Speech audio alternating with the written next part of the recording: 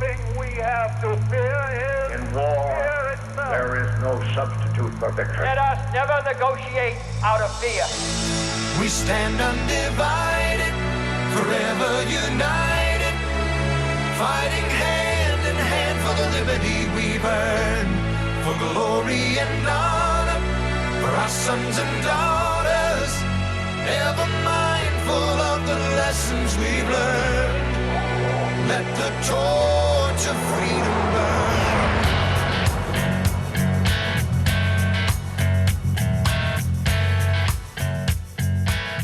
Welcome to the intersection of faith and politics. It's WallBuilders Live with David Barton and Rick Green, and today is part 7. Yes, 7 in a 7-part series, longest series we've ever done, but it's worth it. Incredible program called Setting the Record Straight, American History in Black and White, and today's the conclusion. If you're just tuning in for the first time, don't worry. The first 6 parts are available right now if you visit wallbuilderslive.com. Let's pick up right where we left off last time on WallBuilders Live.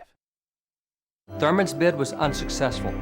Today, however, pointing to the example of Thurman, some allege that those who left the Democrat Party to form the Dixiecrats then became Republicans, and that the Republicans of today are nothing more than the old racist Dixiecrats. However, this charge is demonstrably false. The records show that with only a very few exceptions, prominent Dixiecrats returned to and remained in the Democratic Party. This long list includes governors such as Benjamin Laney of Arkansas, Frank Dixon of Alabama, Hugh White of Mississippi, William Murray of Oklahoma, Sam Jones of Louisiana, and Fielding Wright, the Mississippi governor who had been the Dixiecrats' vice presidential candidate. They all returned to the Democratic Party. The same was true with Democratic U.S. Senators James Eastland and John Stennis, as well as with members of the U.S. House of Representatives. These Dixiecrats returned as Democrats and remained Democrats their entire political career. And several state leaders did as well, including Mississippi Speaker of the House Walter Sillars, Alabama Public Safety Commissioner Eugene Connor, and Louisiana political boss Leander Perez.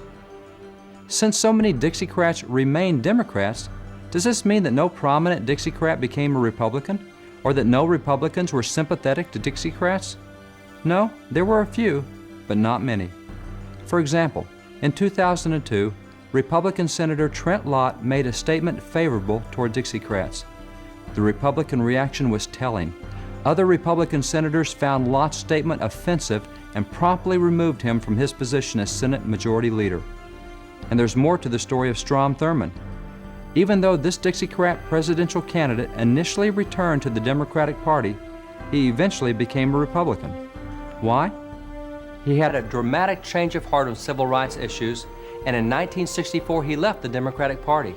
In 1971, as a Republican U.S. Senator, Thurmond became the first Southern senator to hire a black in his senatorial office, something no Southern Democrat in the U.S. Senate had ever done. Truman's civil rights efforts were significant, and the website for the Democratic National Party properly acknowledges Truman's important contributions. In fact, in their section called A Brief History of the Democratic Party, Democrats declare, with the election of Harry Truman, Democrats began the fight to bring down the barriers of race and gender. Notice the word began. That is an accurate description. Starting with Harry Truman, Democrats began. That is, they made their first serious efforts to fight against the barriers of race. Yet, as already noted, Truman's efforts were largely unsuccessful because of his own party. Look a little more closely at the Democrats' history of their party. On their official website, after noting that Thomas Jefferson founded the Democratic Party in 1792, they list a number of years in which they highlight significant Democratic achievements: 1798, 1800, 1808, 1812, 1816, 1824, 1828, 1832, 1844, and 1848, a long flurry of Democratic activity. Yet after 1848, what is the next date mentioned? It skips from 1848 to the beginning of the 20th century. Why would Democrats skip over their own history from 1848 to 1900? Perhaps because it's not the kind of civil rights history they want to talk about. perhaps because it's not the kind of civil rights history they want to have on their website. The Democrat website is accurate when it says that the Democrat efforts for civil rights began with Truman in 1946, for there certainly is much about civil rights that they would rather not talk about before that time. The president following Democrat Harry Truman was World War II hero, Republican Dwight D. Eisenhower, elected in 1952. Eisenhower was well aware of the Southern Democratic congressional commitment to racial segregation. Understanding that it would be difficult to make substantial changes in law and that the progress would be slow at best, Eisenhower determined to eliminate racial discrimination in all areas under his authority. He therefore issued executive orders halting segregation in the District of Columbia, the military, and federal agencies. Furthermore, he was the first president to appoint a black American, Frederick Morrow, to an executive position on the White House staff. And although he also proposed a vigorous civil rights legislative protection plan for blacks in the Southern Democratic states, Democrats in Congress were able to prevent any legislative progress. Given his pro-civil rights record, it is not surprising that in his 1956 re-election, Eisenhower, like Republican presidents before him, received significant support from black voters. After his re-election, Eisenhower continued his civil rights efforts. In 1957, he proposed a bold civil rights bill to increase black voting rights and protections, proposals promptly blocked by Democratic Senator James Eastland of Mississippi, the chairman of the Senate Judiciary Committee. In fact, Eastland, who had been a prominent Dixiecrat, is credited with killing every civil rights bill that came before his committee in the 1950s, and his committee was literally known as the burial ground for civil rights legislation in the U.S. Senate. The stiff Democratic opposition in the Senate resulted in a very watered-down version of Eisenhower's original bill. Yet despite the fact that the bill was much weaker than introduced, Eisenhower did succeed in creating a civil rights division within the U.S. Justice Department, as had earlier been proposed by his predecessor, President Truman. This division subsequently played a prominent role in helping secure civil rights in the South during the 1960s and 1970s. That law also started a Civil Rights Commission that became instrumental in publicizing the effects of Southern segregation and racial oppression.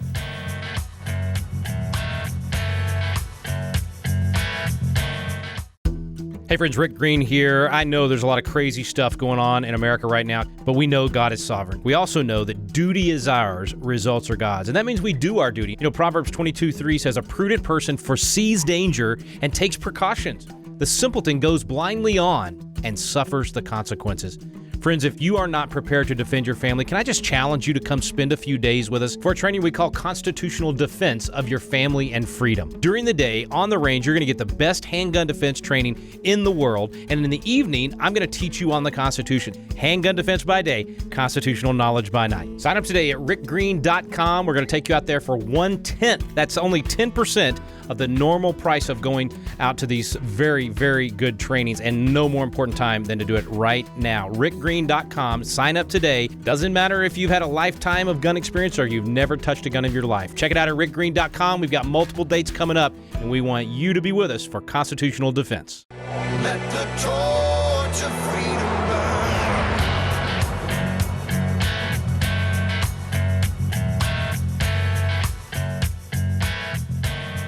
In 1959, Eisenhower presented a second civil rights bill to Congress.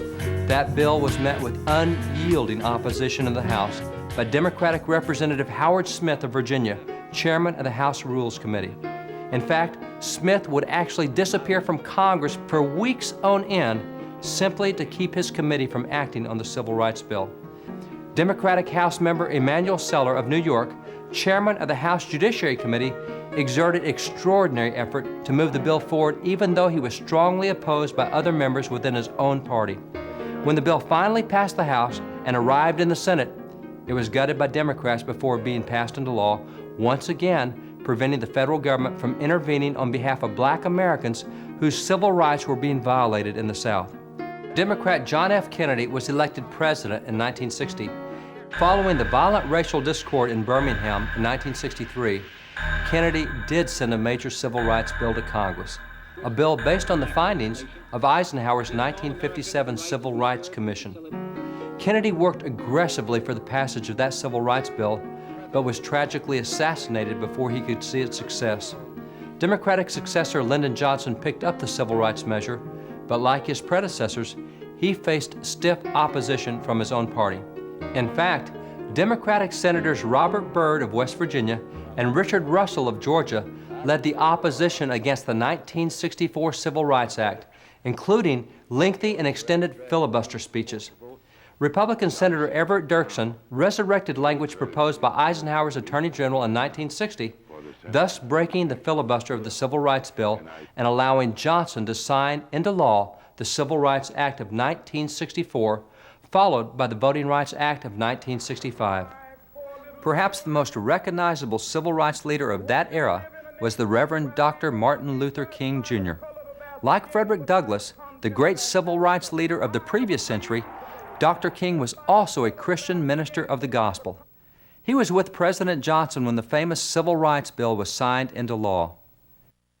These two important civil rights acts were signed into law under a Democratic president, but it was the Republicans in Congress who made possible the passage of both acts, for Johnson had been unable to garner sufficient Democratic support to pass either bill. At that time, Democrats had 315 members in Congress, almost two-thirds of the House and two-thirds of the Senate. President Johnson needed only a simple majority, only 269 votes to get those bills passed.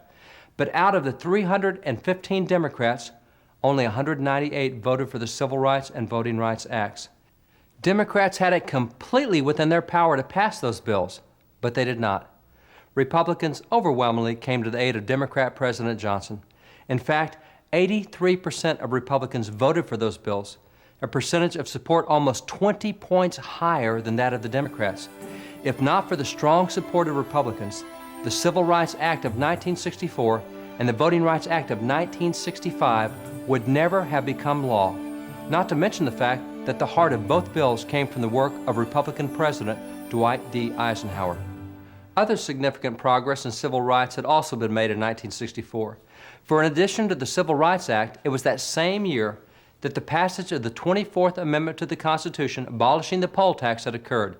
Significantly, a repeal of the poll tax had been proposed on at least 14 previous occasions, and on 5 of those occasions, the House had actually passed a ban, but each time the Senate Democrats had kept the poll tax alive. It was nearly 85 years after the first poll tax was instituted by Democrats before the ban on the poll tax was finally approved by the Senate. Significantly, 91% of the Republicans in Congress voted to end the poll tax, a level of support, once again, much higher than that of Democrats.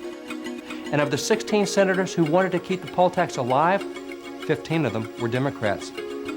The positive impact of these changes was both obvious and immediate. Within a year, 450,000 new Southern blacks were successfully registered to vote. In Mississippi, voter registration of black Americans rose from only 5% in 1960 to 60% by 1968, and the number of blacks serving in federal and state legislatures rose from only 2 in 1965 to 160 by 1990. As many today have lost their knowledge of black political history, by the way that our grandparents probably still remember, nevertheless, as younger generations have lost a knowledge of this black history and have in recent decades become solidly aligned with the Democratic Party, many black Americans today have picked up the Democrats' long-standing hatred for Republicans without understanding its origins. Yet the racial issues behind this generations-long Democratic hatred for Republicans is well documented. Also well documented is the fact that African Americans made their earliest and some of their most significant political and civil rights gains while affiliated with the Republican Party. And that progress is still continuing in this generation.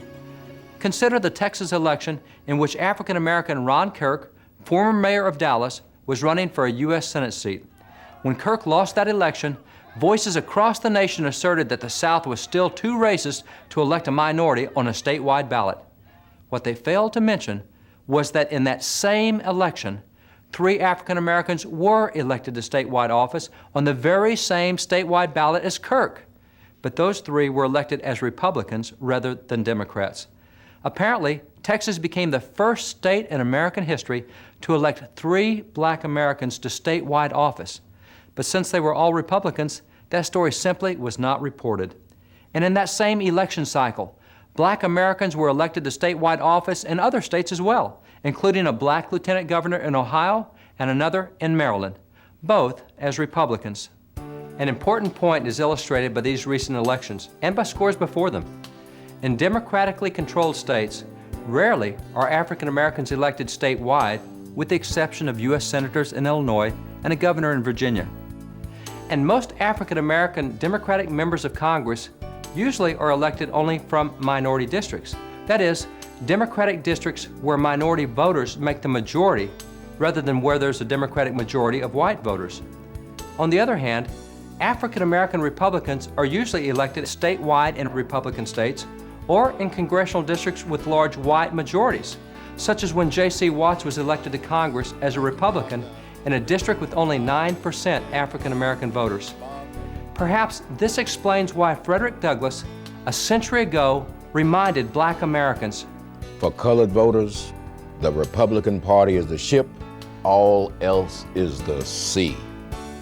the political history of African Americans has often proved Douglass right. Yet no one from any background, whether a political, religious, or racial background, should ever love any political party above principle. Although history is clear that there have been major differences in how political parties treated black Americans, neither party is completely blameless in all of its actions, nor have all the leaders in a party always been good or always been bad. Understanding this truth, Representative Robert Brown Elliott, even though he was a strong Republican leader in his day, wisely advised, I am a slave to principles. I call no political party master. I have ever most sincerely embraced the democratic and representative ideal, not indeed as represented or professed by any political party, but by its true significance, as transfigured in the Declaration of Independence and in the injunctions of Christianity. Elliott's admonition is wise. Align with political candidates that conform to what he called the injunctions of Christianity.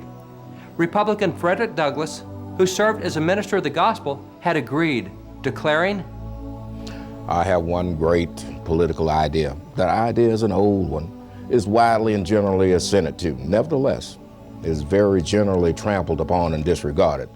The best expression of it I found in the Bible. It is in substance, righteousness exalteth a nation. Sin is a reproach to any people. Proverbs 14:34. Now this constitutes my politics, the negative and positive of my politics, and the whole of my politics. I feel it my duty to do all in my power to infuse this idea into the public mind that it may be practiced. Have you ever wanted to learn more about the United States Constitution but just felt like, man, the classes are boring, or it's just that old language from 200 years ago, or I don't know where to start? People want to know, but it gets frustrating because you don't know where to look for truth about the Constitution either. Well, we've got a special program for you available now called Constitution Alive with David Barton and Rick Green, and it's actually a teaching done on the Constitution at Independence Hall in the very room where the Constitution was framed. We take you both to Philadelphia, the cradle of liberty in Independence Hall, and to the WallBuilders Library, where David Barton brings the history to life to teach the original intent of our founding fathers. We call it the Quick Start Guide to the Constitution because in just a few hours through these videos, you will learn the Citizen's Guide to America's Constitution. You'll learn what you need to do to help save our constitutional republic. It's fun, it's entertaining, and it's going to inspire you to do your part to preserve freedom for future generations. It's called Constitution Alive with David Barton and Rick Green. You can find out more information on our website now at wallbuilders.com. Let the torch of freedom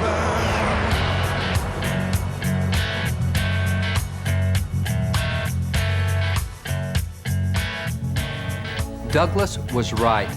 As citizens, we must vote righteously. And by the way, this first assumes that we are voting.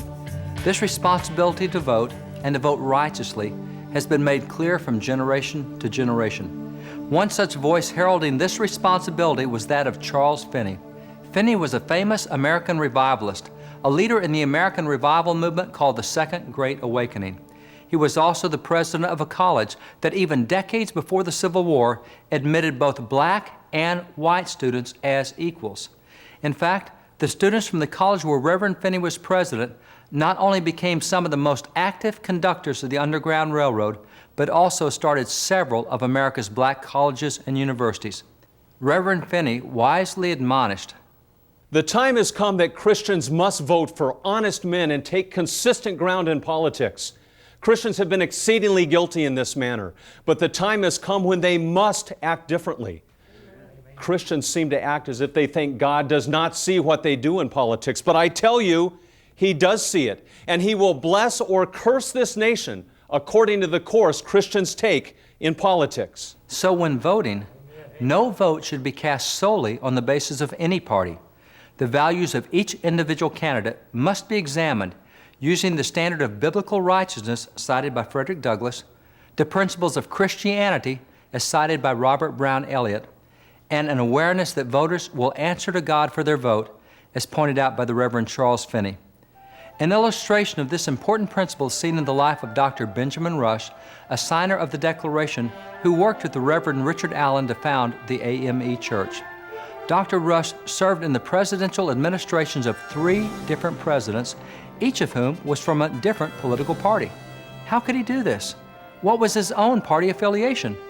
He once explained, "I have been alternately called an aristocrat and a Democrat. I am neither. I am a Christocrat. I believe all power will always fail of producing order and happiness in the hands of man. He alone who created and redeemed man is qualified to govern him." Very simply, Benjamin Rush didn't care what a party called itself. When he found someone who stood for God's principles, he would stand with him, no matter the party. The love of correct principles, and not the love of a party, must be the key to our political involvement. What legacy of faith and politics will we leave for the next generation? Obviously, the choice is ours. But having this choice, we should heed the warning delivered to citizens in 1803 by the Reverend Matthias Burnett. Consider well the important trust which God has put in your hands. To God and posterity, you are accountable for your rights and your rulers. Let not your children have reason to curse you for giving up those rights and prostrating those institutions which your fathers have delivered to you. Leaders for generations have wisely recognized that the quality of our government depends more upon the quality and character of our leaders than upon any other factor. And they also understood that we were responsible for choosing leaders of character and righteousness, just as Frederick Douglass reminded voters of this truth based on Proverbs 14:34, so too did the Reverend Francis Grimke. Francis Grimke was born to a slave mother in 1850 in South Carolina and served as a valet in the Confederate Army until emancipation. After the war, he attended Lincoln University, Howard University, and Princeton Theological Seminary, then became minister of the 15th Street Presbyterian Church in Washington, D.C., the same church earlier pastored by the Reverend Henry Highland Garnett. Grimke was also one of the forces behind the formation of the NAACP, and in a sermon delivered on Sunday, March the 7th, 1909, Reverend Grimke admonished his hearers on their civic responsibilities based on God's righteousness. The stars and stripes, the old flag, will float over all these states. Yes.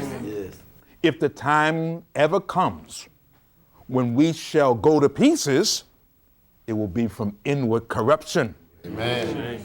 From the disregard of right principles, from losing sight of the fact that righteousness exalteth a nation, Yes. but that sin is a reproach to any people. Amen.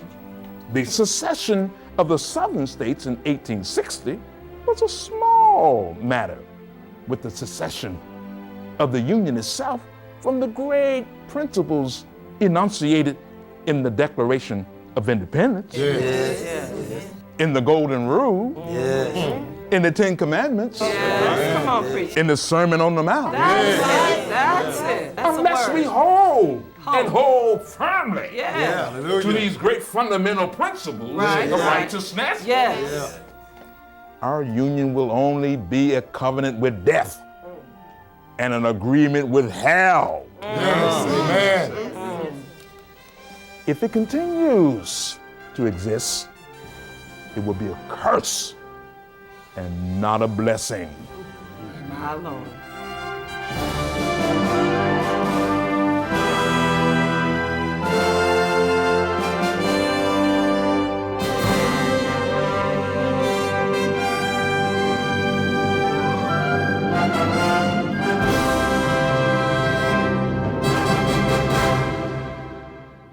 Well, that is the conclusion of Setting the Record Straight, American History in Black and White. I know that you have been as amazed as I was the first time I saw that. Well, you got to listen to it here on WallBuilders Live. The first time I had that information was watching it on the DVD, the reenactments and everything. It just absolutely blew away so much that I had been taught. And I was so glad that David did this research and that he has these things in his library.